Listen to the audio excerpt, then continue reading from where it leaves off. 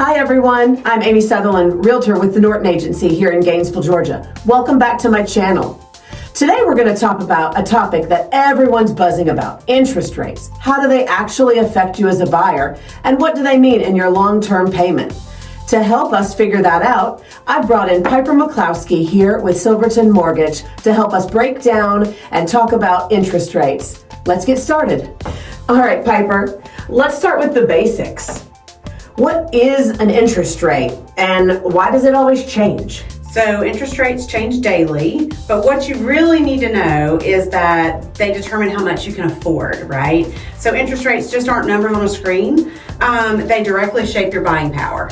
So even if a small change in or adjustment in your monthly payment is based on the interest rate. So, you really need to know what you can afford and what payment you're looking for. And don't really worry about the interest rate sometimes. They're based on the bond market, obviously, but that doesn't mean that it changes daily, but it doesn't change that much daily. So gotcha. So there's a reason behind what seems to be an arbitrary changing of numbers all the time. Correct. It's an economic-based decision. It is. Inflation plays a big part of that most of the time, which we're seeing a lot now, but it just depends on, the interest rate. It depends on your credit profile as far as what interest rate you're going to be quoted, So you have, your credit score, your debt to income, your loan to value, all of that plays into whatever lender is going to quote you on an interest rate. Gotcha. So back to those numbers, Let's talk about that. How does the rate going up affect a monthly payment? You mentioned that maybe not worry about the interest rate just to see because it all kind of works together. So explain, if it went up a little bit, how much does that really affect a monthly payment? So it probably not that much depending on your loan amount. Typically roughly about $10,000 in sales price or loan amount equates to about $50 to $60 a month. So if you think you want to, purchase a home, you just need to figure out from your lender whatever that works out for you as far as your monthly payment. Now, the interest rate is just a part of that. Obviously, you're going to also have taxes, insurance, things like that go into that. Gotcha. Okay.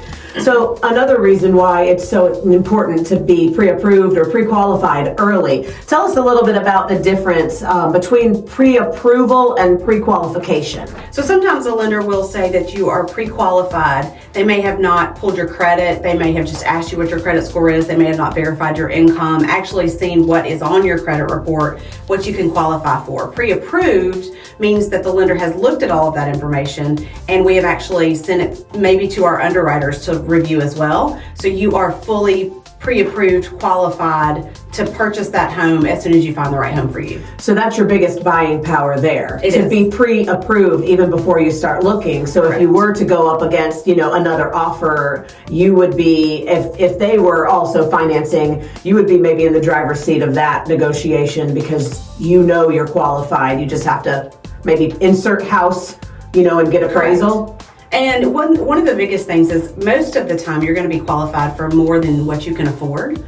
But you want to make sure that monthly payment that you're comfortable with, right? So you don't want to make an offer on a home and not know what that payment looks like. Gotcha. Okay. And so what do you do? What is your standard procedure when you're dealing with, say, a first-time home buyer who's got a lot of questions and want to know, how does that break down from one payment to the next versus your interest rate and, different loans, they can all do different things. Yes. So basically what we do is we take the loan application from the buyer.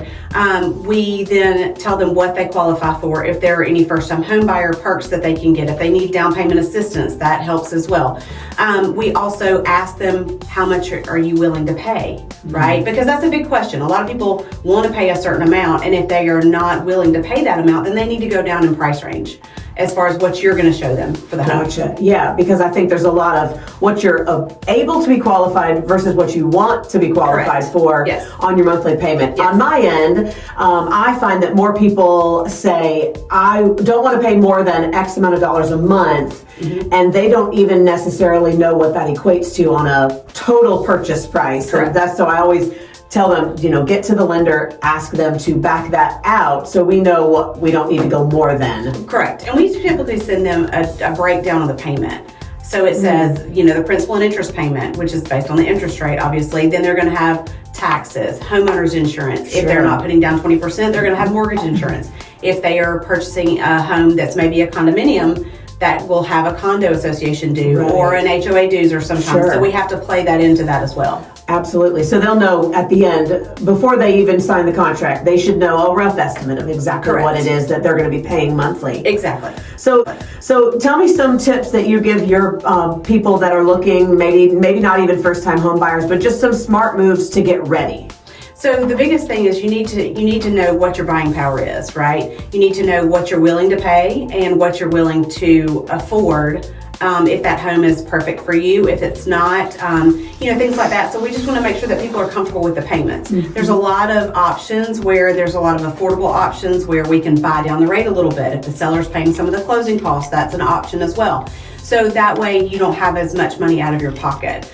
Sometimes, we do have clients that don't want to put down a whole lot of money. They want to keep it in the bank, sure. Right? So that we can always give them those options. Like if you want your payment $100 lower, then you can do this. Or if you want to pay off a debt, maybe sure. with some of your down payment, that's going to free up some of that cash for you so you can use that towards a higher house payment. Absolutely. Yeah. Okay. So many times people say, I'm going to wait till the interest rate drops. We've heard that. As we came out of COVID and interest rates were super, super low, like historically low, never probably to be seen again. Right. And so now they're still under the, average that interest rates are. But people still think, well, I'm going to wait because, holding out hope. What kind of advice do you give people on that when you get that? Don't wait. Don't put a pause on your life just because you think the interest rates may come down. You could go ahead and purchase the home. If they do come down, you can refinance. Sure. There's always an option. So I would say to not put a pause on that because my crystal ball's been broken for quite some time after COVID. Mine too. So we can't ever tell. Yeah. No, we can't. And on the real estate side of that, the prices are going to go up. Correct. And I do tell people also, it kind of goes like this because if the interest rate is low, mm-hmm. the prices are going to be high. Right. But if the prices are higher, the interest rate's low, right? Like it's going to end up being about the same monthly payment because either the price is high because more people are out buying, which drives up the price, or the interest rate is going to be higher than you want. And so at the end of the day, you're kind of looking at, a red apple or a green apple. Right. Which one do you want? Right, exactly. Okay. And instead of you paying your landlord's mortgage payment, Absolutely. then why don't you pay that, for yourself and build some equity. And probably some tax benefits. Correct. And a bunch of other things that you can do. One more piece of advice for a new homeowner. Or maybe looking to be a homeowner. Get pre-approved. That's mm-hmm. the biggest thing because you don't want to, sticker shock. Don't Yes. look at just the interest rates. A lot of that goes into the interest rates, and make sure that you're comfortable with what you can actually afford. We never want anybody to get in a bad situation financially, Yes. but make sure that you have a lender and a realtor that you trust that can advise you in a good way. Absolutely. Thank you so much, Pyper, for sharing your insight. It's such a helpful conversation. If you're thinking about buying a home or just want to understand how interest works, please reach out to us below. We'll put Pyper's information in the comments below. Don't forget to subscribe and like this channel. Thanks for watching, and remember, knowledge is power when it comes to real estate.